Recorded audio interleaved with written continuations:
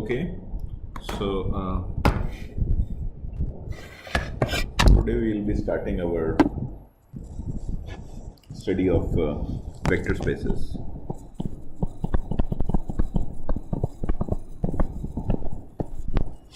Now, this is a very powerful concept, as we shall see.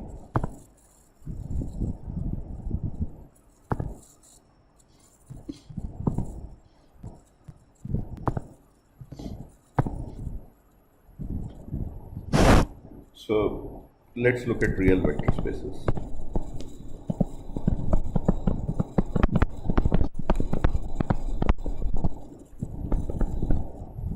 So, a real vector space is just a set of row vectors or column vectors. I denote it by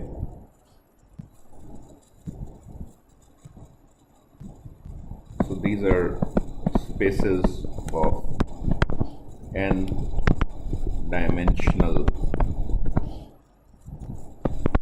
row or column vectors.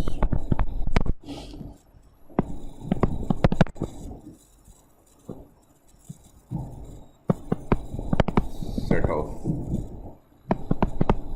row vectors, I can denote it by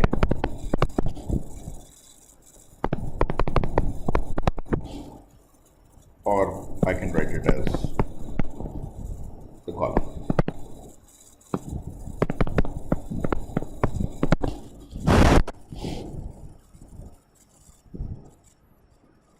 So, by convention, we will be thinking more about the column vectors. We can also write the column vector as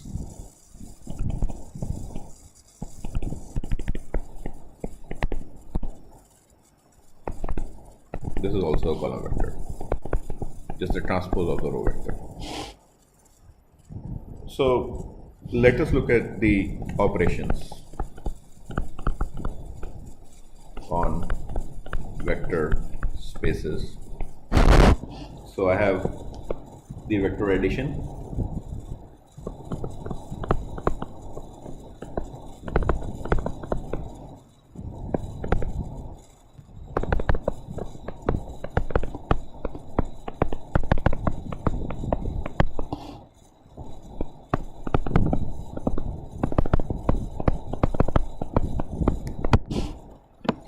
and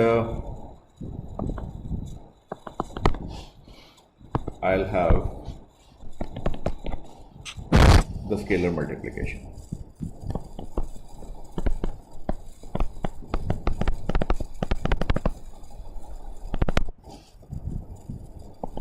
Just multiplying the column vector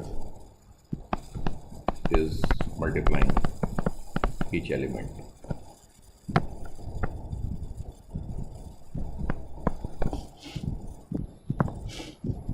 So it is these operations that make these operations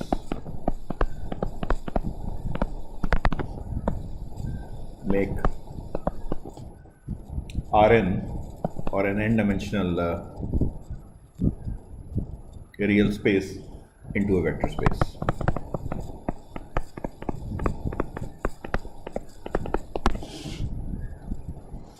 So, what are the examples of vector spaces?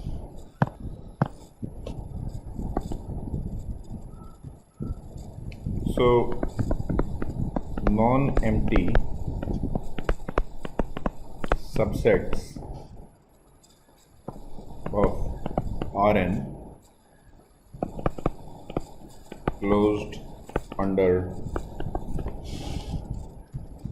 operations, the above operations, which I have called as 1.1.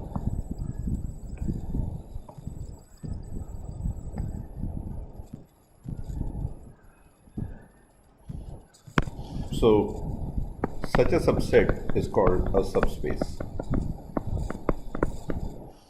For example, just the zero vector.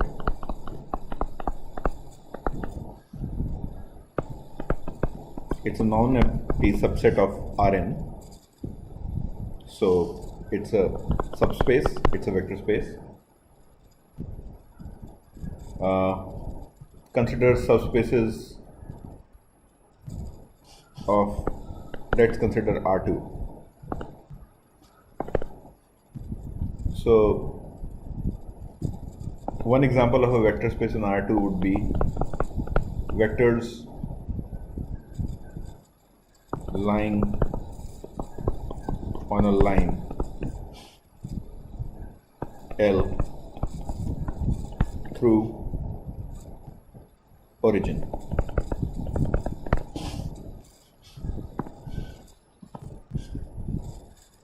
So essentially I have R2 and I have a line through the origin, and essentially all vectors, let me use a different color, all these vectors lying form a subspace or a vector space in their own right. They would be closed under addition and of course scalar multiplication.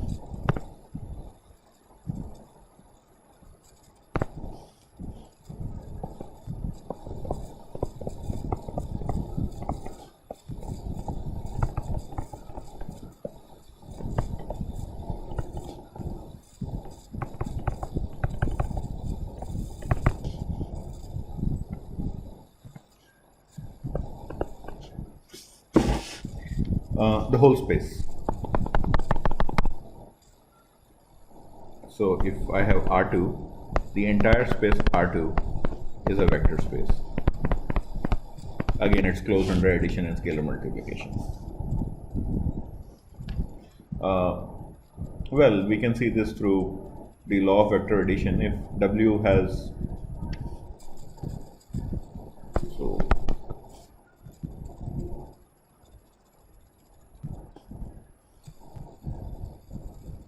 let's consider two vectors, W1 and W2. Then every vector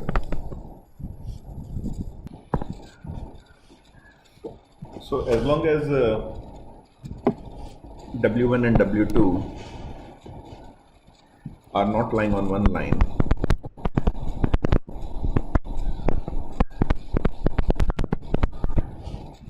every vector can be written as a linear combination.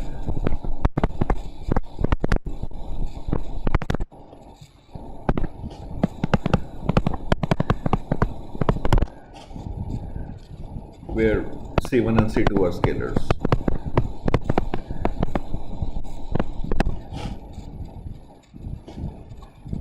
So in some sense we have a law of composition defined by scalar multiplication and vector addition, and we can now see more examples. So for example, you take the three-dimensional space, real space R3. So what are the subspaces? I have the zero vector,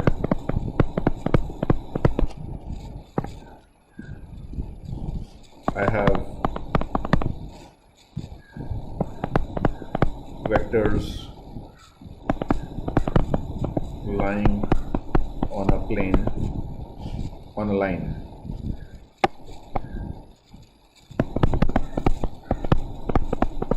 Through the origin.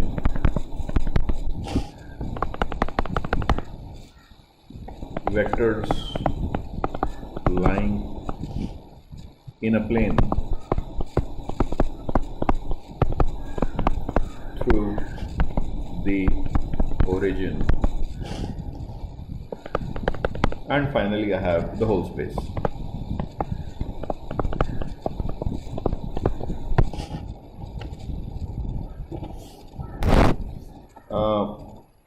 So this classification So this I can call as R1, or just leave it right now. So basically what we are getting it as a notion of dimension of a vector space.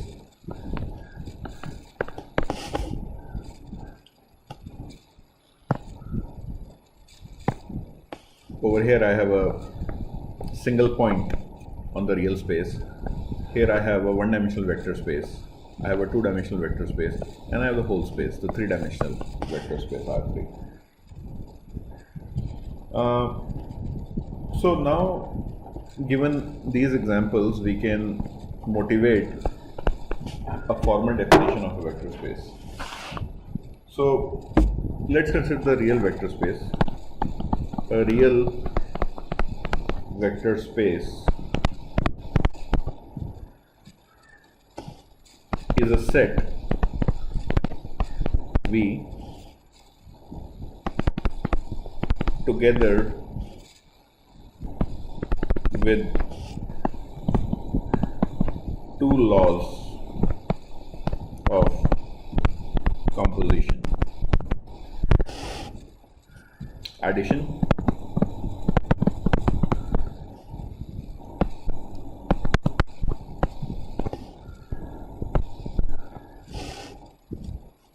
this is the law of composition.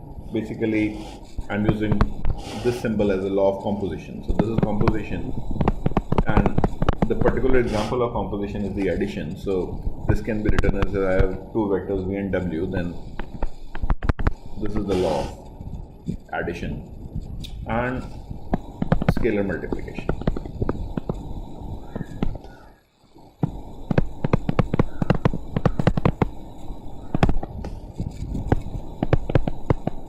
Real number multiplying any element of the vector space, giving me another element of the vector space, written as CV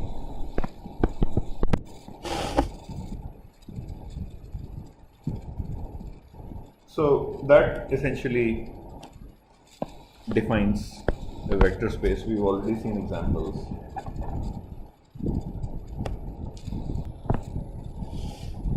So what are the observations we can make? So consider real numbers A and B, all real numbers, and all vectors V and W, which are element of the vector space. They must satisfy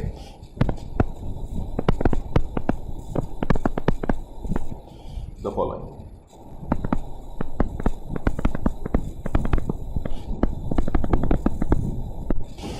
Axioms. So addition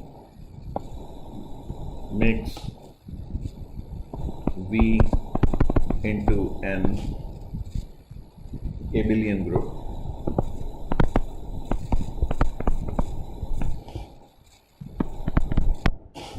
What does it mean? Well, basically it means that it's a commutative group.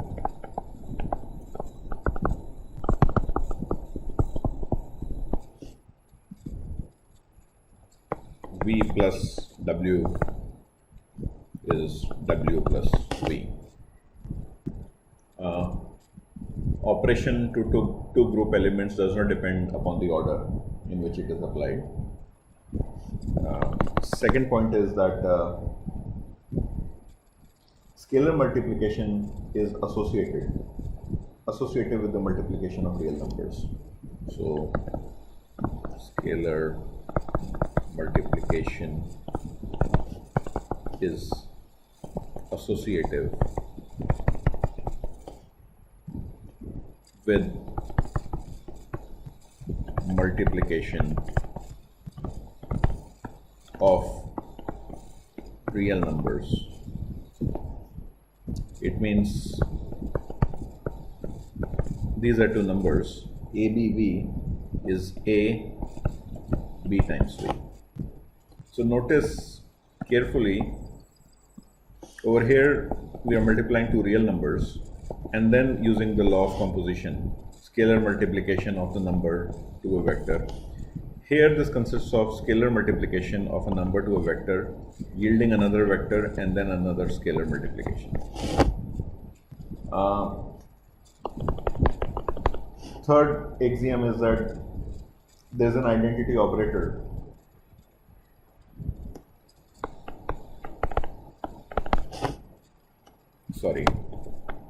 scalar multiplication by 1 yields the same vector. This is the identity operation.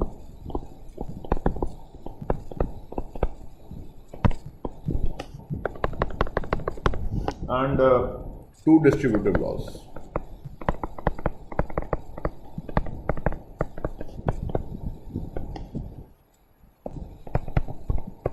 One is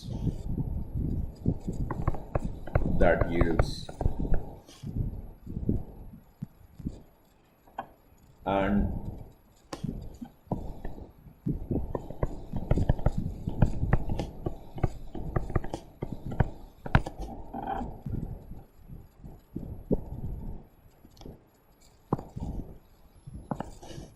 since we've already said that addition makes V into an abelian group, so the group always has an identity element,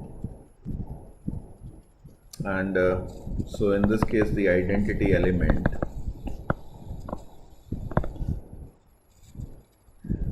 for V, the vector space or the addition law for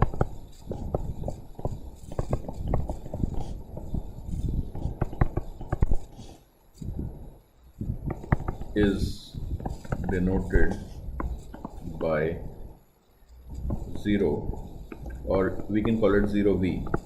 It's a vector, so that we don't confuse it with the 0, the scalar.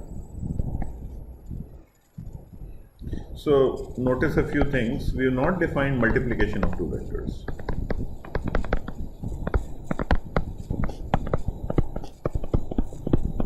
Like a cross product or so on and so forth. Like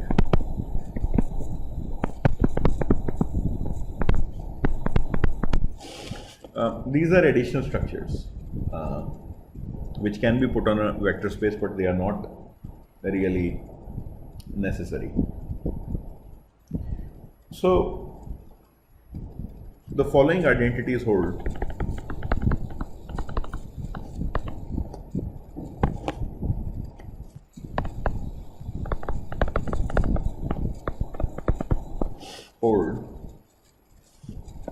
In a vector space V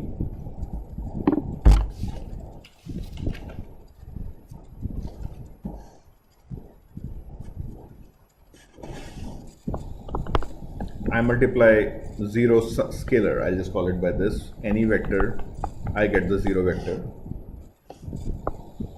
for all vectors belonging to the vector space.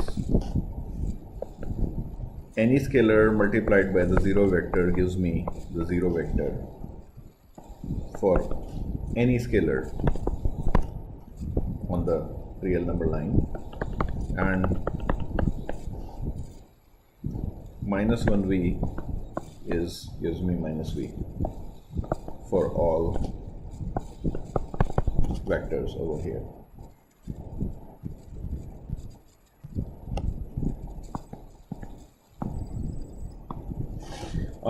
Proving these is rather easy. So for example, to see A, okay, so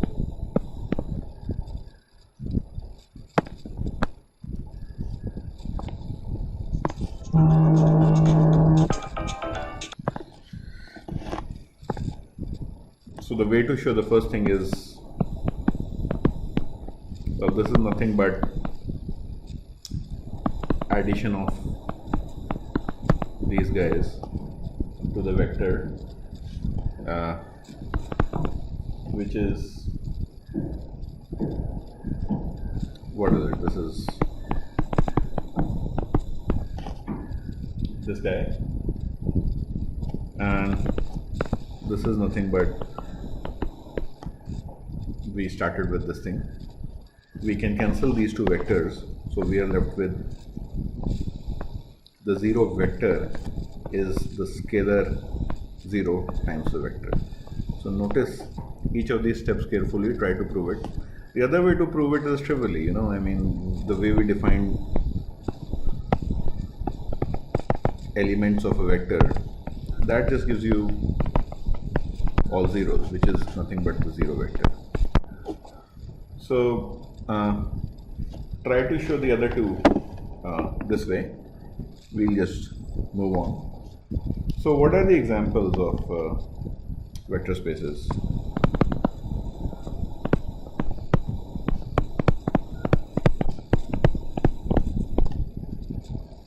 Certainly a subspace of Rn is a vector space with the same laws of composition. I can say with the laws of composition induced from Rn. Well, let C be a set of complex numbers, and if we just keep only the addition and multiplication of a complex number and a real number, so these make C in a vector space.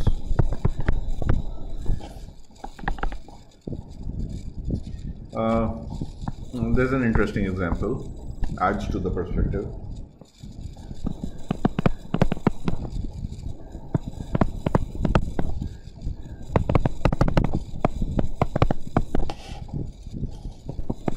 This is a vector space. This is a set of polynomials, real polynomials. So this is the set of real polynomials. You can see that it would be have the laws of composition, addition of polynomials as well as multiplication of polynomials by scalars as its laws of composition. And what about V? Be the set of continuous real valued functions on the interval 0 to 1.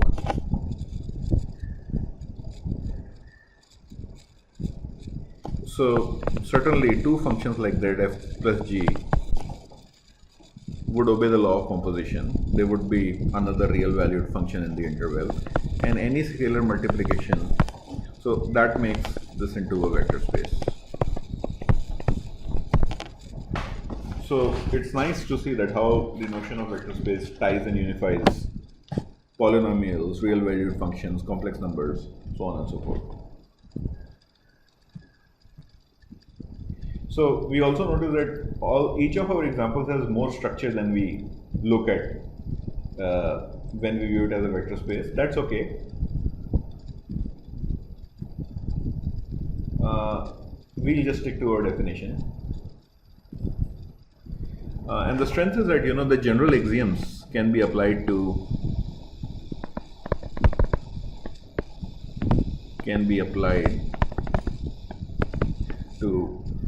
many different examples.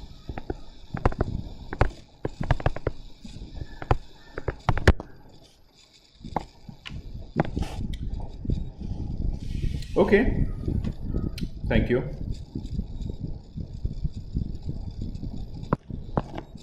An interesting example comes from the system of homogeneous linear equations. For example, let's say we have Ax equals to 0, where A is in m by n matrix and x is a column vector.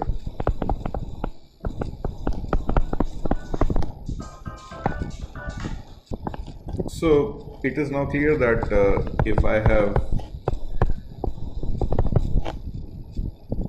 the solutions Ax equals to 0, Ay is equals to 0, this implies that x plus y is also a solution.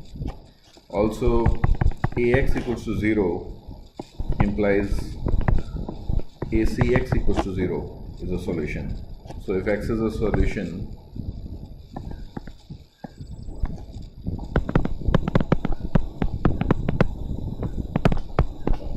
Cx is also a solution.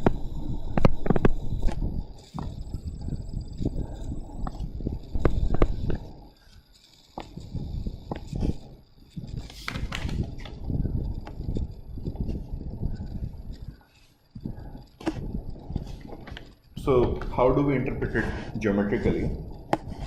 Let's say I have an equation and I am trying to find the solutions for in other words, Ax equals to 0, where A is my row vector. So now what does it mean geometrically? It means that the set of solutions X are the set of vectors lying in a plane orthogonal to A. So every solution is a linear combination of the form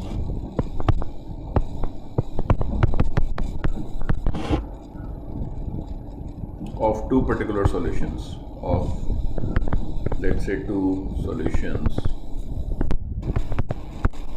W1 and W2.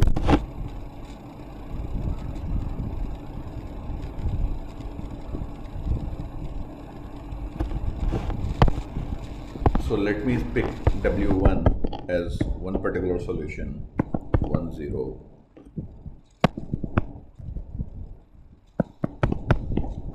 And W2. So these are the vectors already lying in the plane.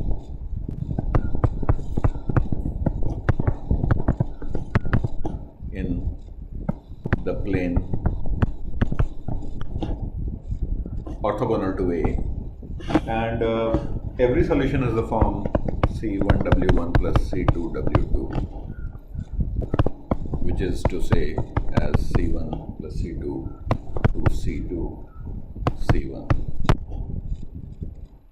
where C1 and C2 are arbitrary constants. So another choice of W1 and W2 would result in a different but equivalent description of the space of all the solutions. So the bottom line is that I consider equations of the form Ax equals to 0, and I am able to geometrically visualize X as a set of solutions which lie on the plane, and they actually form a vector space, because that would be closed under addition as well as scalar multiplication. So you see, we've seen that vector space, the concept of vector space, ties up things like polynomials, functions, system of solutions to homogeneous equations, complex numbers, so on and so forth.